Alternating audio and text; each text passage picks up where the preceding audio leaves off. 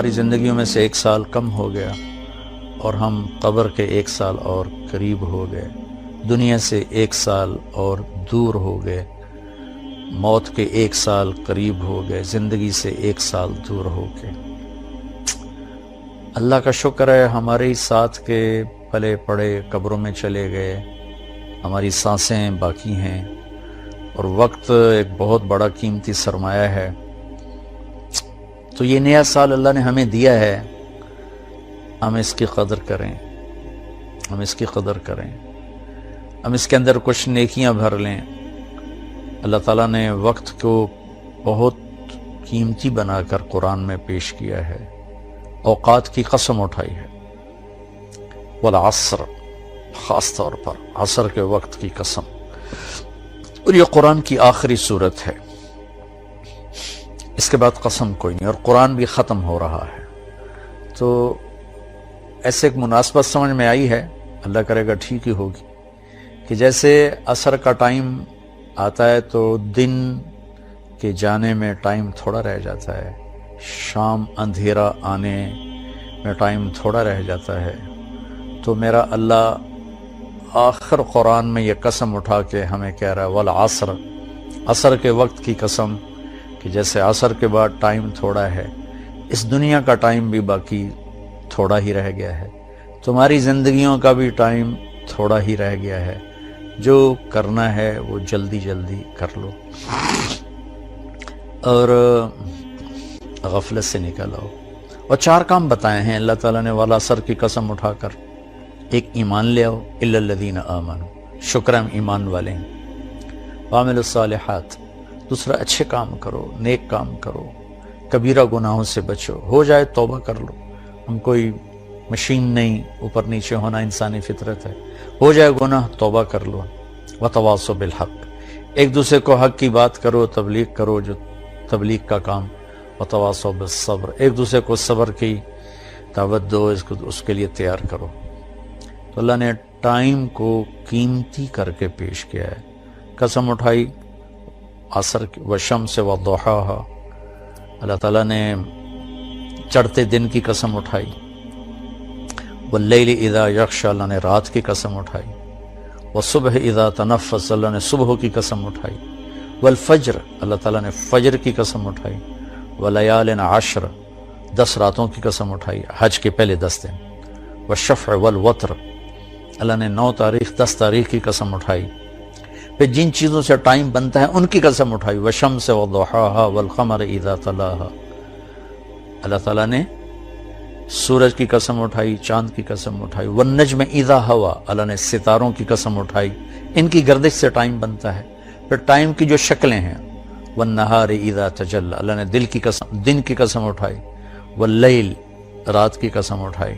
تو جتنے time figure ہیں بڑے، ان سب کی اللہ نے قسم اٹھائی ہے، دن کی، رات کی، عصر کی، چڑھتے دن کی، پھر خاص راتوں کی، صبح کے وقت کی، صبح صادق کے وقت کی، فجر کے وقت کی، پھر حج کی 10 راتوں کی، پھر حج کے 9 تاریخ کی، پھر عید کے دن 10 تاریخ کی۔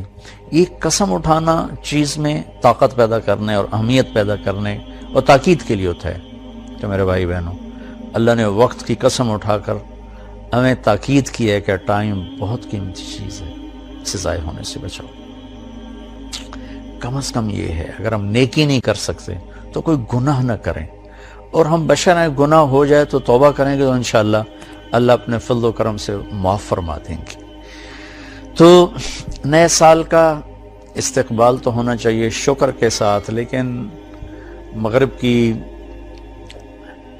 آندھیوں نے ہمارے بہت سے چراغ بجھا دیے، اور ہم بھی اس رات کو اس طرح مناتے ہیں جیسے وہ مناتے ہیں جن کے سامنے نہ جنت ہے، نہ جہنم ہے، نہ آخرت ہے۔ وہ تو بیچارے معذور لوگ ہیں، انہیں پتہ ہی کوئی نہیں، یعلمون ظاہرا من الحیات الدنیا وہم عن الآخرۃ ہم غافلون، انہیں آخرت کا پتہ نہیں، صرف یہی دنیا کو جنت بنانے کے چکر میں ہیں، تو وہ کر رہے ہیں۔ لیکن ان کی نقل میں ہماری نسل بھی راتوں کو اٹھ کر 12 بجے کیا کیا کیا کیا نافرمانیاں کرتے ہیں، میں نے چونکہ وہ دور بھی دیکھا ہے، کالج کا دور بھی دیکھا ہے، ان تاریک راہوں پہ کیا کچھ ہوتا ہے وہ بھی دیکھا ہوا ہے، تو میں بہت عرصے سے میں 31 رات کو جاگتا ہوں، ٹھیک 12 بجے میں ایک دم اللہ کی بارگاہ میں سجدے میں گرتا ہوں، نفل پڑھتا ہوں، اور اس وقت میں کہتا ہوں یا اللہ تیرے محبوب کی امت کے جتنے نوجوان یا جتنے بڑے چھوٹے مرد عورت اس وقت نافرمانی کر رہے ہیں تو انہیں اپنے فضل سے معاف فرما دے، یا اللہ مجھے معاف فرما دے کہ میں نے ان کو بتایا نہیں، سمجھایا نہیں۔ اہل خیر، اہل دین، یہ ان کی ذمہ داری تھی کہ ان کو سمجھاتے، لیکن شیطان نے خلیج حائل کر دی، ہم ان سے متنفر ہو گئے، ان سے نفرت کرنے لگے۔ نفرت کرنا تو آسان کام ہے، نشہ پلا کے گرانا تو سب کو آتا ہے، مزہ تو تب ہے کہ گرتے کو تھام لے ساقی۔ ہمارے دینی طبقوں میں جو غفلت میں پڑے ہوئے لوگوں سے نفرت پیدا ہو گئی ہے، اور جو کچھ دین سے زیادہ دور لوگ ہیں ان کے دلوں میں دینداروں کی حقارت اور نفرت پیدا ہو گئی۔ یہ دونوں ایک طرف چلے گئے ہیں، دو کناروں پر چلے گئے ہیں۔ بھائی نیا سال ہے، جو لوگ میری بات سن رہے ہیں یقیناً سارے تو نہیں سنیں گے اور سارے پسند بھی نہیں کریں گے، لیکن جنہیں اچھی لگے ان کی خدمت میں گزارش کرتا ہوں کہ آئیے ہم اس نئے سال کو اسی طرح معصوم رکھیں جیسے اللہ نے معصوم ہماری گود میں اسے ڈال دیا ہے۔ ہم اس میں آپس کی نفرت سے بچیں، فرقہ واریت سے بچیں، دھوکے سے، فراڈ سے بچیں، جھوٹ سے بچیں، ظلم و ستم سے بچیں، چوری ڈاکے، زنا، شراب، جوئے سے بچیں، رشوت سے بچیں، سود سے بچیں، کھوٹ سے بچیں، ماں باپ کی نافرمانی سے بچیں، رشتہ داروں کے ساتھ لڑائی جھگڑوں سے بچیں، آپس کی لڑائیاں ختم کریں، کسی سے ناراض ہیں صلح کر لیں، کسی سے نفرت ہے اپنے دل کو دھو لیں، صاف کر لیں، کسی کا بغض ہے صاف کر دیں، کسی نے زیادتی کی ہے معاف کر دیں، ہمارا اللہ بھی ہمیں معاف کرے گا۔ کسی طرح بھی نفرت روا نہیں ہے۔ میں بڑے منت سے ہاتھ جوڑ کے ان خطیبوں سے کہتا ہوں جنہوں نے صبح سے شام تک صرف فرقہ واریت کو ہی کہ پھیلانے کو ہی دین سمجھا ہوا ہے، اور کبھی کسی کو کافر بناتے ہیں، کبھی کسی کو کافر بناتے ہیں۔ اللہ کے واسطے اور بھی دکھ ہیں زمانے میں محبت کے سوا، راحتیں اور بھی ہیں وصل کی راحت کے سوا۔ دین کے اتنے مضامین ہیں بیان کرنے کو، لوگوں کو مثبت بات بتائیں، لوگوں کو پازیٹو بات بتائیں، یہ کافر وہ کافر، اس سے نفرت کرو، اس سے نفرت کرو۔ میری تو منت ہی ہے، نکار خانے میں طوطی کی کون سنتا ہے، اس بھڑکتی آگ پہ پانی ڈالنا میرے بس میں تو ہے نہیں، لیکن میں اللہ چاہے گا تو کر دے گا۔ تو لیکن جو ہماری نوجوان نسل ہے ان سے تو میں ضرور کہوں گا کہ بچوں مسلمان بن کے چلو، امت بن کے چلو۔ تم کسی سے متاثر ہو، تم کسی عقیدے پر ہو، تم کسی نہج مسلک مذہب پر ہو، اس پہ باقی رہو، لیکن اوروں کو جگہ دو، اللہ کے واسطے جگہ دو۔ صرف ہم ہی مسلمان ہیں، باقی سب کافر ہیں۔ ان چیزوں سے واپس آ جاؤ، اس میں تمہیں تباہی کے سوا کچھ بھی نہیں ملے گا۔ میں نے دنیا پھری ہے، تاریخ پڑھی ہے، میں خون کے آنسو روتا ہوں جب مذہب کے نام پہ نفرت کی آگ کو بھڑکتا دیکھتا ہوں، سیاست کے نام پہ قتل و غارت دیکھتا ہوں، درد اٹھتا ہے، ایک بھوک سی دل میں اٹھتی ہے، ایک درد جگر میں ہوتا ہے۔ ہم رات کو اٹھ اٹھ روتے ہیں جب سارا عالم سوتا ہے۔ کسی کہنے والے نے کہا میں نے تو نقل کیا ہے، میں تو ان لوگوں میں نہیں ہوں رات کو اٹھ اٹھ روتے ہیں۔ البتہ دکھ ضرور لیے پھرتا ہوں کہ کاش امت کے اندر محبت ہو، پیار ہو۔ افسران سے کہتا ہوں بددیانتی چھوڑ دو، مزدوروں سے کہتا ہوں خیانت چھوڑ دو، تاجروں سے کہتا ہوں کھوٹ ملاوٹ چھوڑ دو، ذمہ سے کہتا ہوں تکبر ظلم و ستم چھوڑ دو، طاقتور سے کہتا ہوں اللہ کو یاد کرو، ایک دن طاقت کا نشہ اتر جائے گا، موت اٹھا کے سب کچھ لے جائے گی۔ چور ڈاکوؤں سے کہتا ہوں ہمارے بچے ہو، ہمارے بھائی ہو، آ جاؤ ہم مل کے توبہ کریں۔ فضیل بن عیاض بہت بڑے ڈاکو تھے، ان پورا عراق ان کے نام سے تھر تھراتا تھا اور کانپتا تھا، لیکن جب توبہ کی تو ایسے بڑے ولایت کے مقام پر پہنچے کہ اس زمانے کے سارے اولیاء کرام ان کے سامنے گھٹنے ٹیک گئے. ڈاکو سے اتنے بڑے مقام پر پہنچے. بادشاہ وقت بھی ان کے سامنے بیٹھ کر کانپتے تھے، یا لوگ ان کے ظلم و ستم سے کانپتے تھے، یا پھر ان کی ہیبت اور معرفت الہی اور محبت اللہ کی اور دین کا مقام جو ملا، یا پھر اس سے لوگ ایسے کانپتے. ہارون رشید جیسا جابر بادشاہ عطیات کی شکل میں ان کے سامنے بیٹھتا تھا. اپنے ہی اور سب یہ غلط راستے ہیں.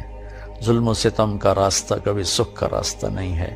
ممکن ہے آپ اپنی طاقت کے بلبوتے اور اپنے باڈی گارڈز پر 4 دن زندہ رہ جاؤ، لیکن آخر موت تو آئے گی نا. پھر قبر میں بہت خوفناک کام شروع ہو جائے گا کہ ظالم کے لیے زمین بہت تنگ ہو جاتی ہے. تو اب ہمارے بچے ہو، ہماری نسل ہو، میں تو تمہارے لیے بھی اتنا ہی درد رکھتا ہوں، کیونکہ ہمارا ہی بچہ بگڑا ہوا ہے. مائیں تو ڈاکو نہیں جنتی، مائیں تو چور نہیں جنتی، مائیں تو کسی کو ظالم نہیں جنتی. ماحول معاشرہ ان کے ساتھ وہ چال چلتا ہے، تو کوئی کیا بن جاتا ہے، کوئی کیا بن جاتا ہے. حکمرانوں سے کہتا ہوں رحم دل بنو، ظلم و زیادتی سے بچو. تمام طبقات سے کہتا ہوں صدق و امانت، سچائی اور دیانتداری، 2 کام اپنے نبی کے ہم لے لیں. ایک سچ بولنا، ایک دیانتداری. ایک ہم جھوٹ نہ بولیں، ایک ہم دھوکہ نہ دیں. تمہارا سارا ملک جنت کا ٹکڑا بن جائے گا. بجلیوں کے بہتر ہونا بھی ہماری ضرورت ہے، اور چیزوں کا سستا ہونا بھی ہماری ضرورت ہے، لیکن اس سب سے زیادہ ضرورت ہے کہ ہمارے دیش میں سچائی ہو اور دیانتداری ہو. کھوٹ ملاوٹ کرنے والوں سے کہتا ہوں اللہ کے واسطے یہ ظلم و ستم نہ ڈھاؤ، اس کا بہت بڑا وبال دیکھنا پڑے گا. اور حکومت سے تعاون کریں، حکومت ہمارے ساتھ تعاون کرے. ہم حکمران ناجائز ٹیکس نہ لگائیں جس سے لوگوں کی کمر ٹوٹ جائے. تاجروں سے کہتا ہوں ٹیکس بچانے کے لیے چوری نہ کرو، جھوٹ نہ بولو، 2 رجسٹر نہ بناؤ، حکومت کو ٹیکس پورا دو. مجھے یقین ہے یہ صدقے کا ثواب لکھا جائے گا. اور میں نہیں سمجھتا ہوں کہ ٹیکس چورانا جائز ہے. اگر آپ کو فتویٰ دیتا ہے ٹھیک ہے، میرے سر ماتھے پر اختلاف رائے ہے، لیکن میری رائے میں ٹیکس بچانے کے لیے جھوٹ بولنا یہ اتنا ہی جھوٹ ہے جتنا کسی اور چیز کے لیے جھوٹ بولنا ہے. تو چند پیسوں کے لیے جھوٹ نہ بولیں، اپنے حکومت کی مدد کریں، ہم ان کو دیں. حکمرانوں سے کہتے ہیں ایسا ظالم ٹیکس نہ لگائیں کہ لوگ جھوٹ بولنے پر مجبور ہو جائیں اور ان کی کمر ٹوٹ جائے. تو اللہ تعالیٰ ہمارا یہ سال خیر و برکت کا بنا دے، اچھا بنا دے. ایک دوسرے سے پیار محبت کی فضا قائم کریں. عبادات میں نماز بالکل نہ چھوڑیں، کہ نماز کا چھوڑنا اگر کہیں بھی گنجائش ہوتی تو حسین علی مقام کربلا کے مقام پر ان کو حق بنتا تھا کہ وہ ظہر کی نماز چھوڑ دیتے، لیکن انہوں نے زیر خنجر تلواروں کے سائے میں اپنے خون سے وضو کر کے کربلا کی مٹی سے تیمم کر کے سجدوں میں سر رکھ کے جان دے کر یہ پیغام دیا کہ اگر اہل البیت آل الرسول کربلا کی تپتی ریت پر سجدہ کر سکتے ہیں تو تم ٹھنڈی چھاؤں میں کیوں سجدوں سے بے نیاز ہو گئے ہو.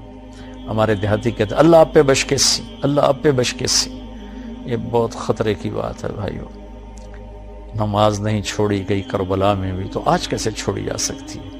یہ میرا پیغام ہے. اللہ تعالیٰ مجھے آپ کو سب کو اپنے دین کی، دنیا کی، اس ملک کی حفاظت کے لیے استعمال فرمائے اور ہم سے راضی ہو جائے. السلام علیکم ورحمۃ اللہ وبرکاتہ.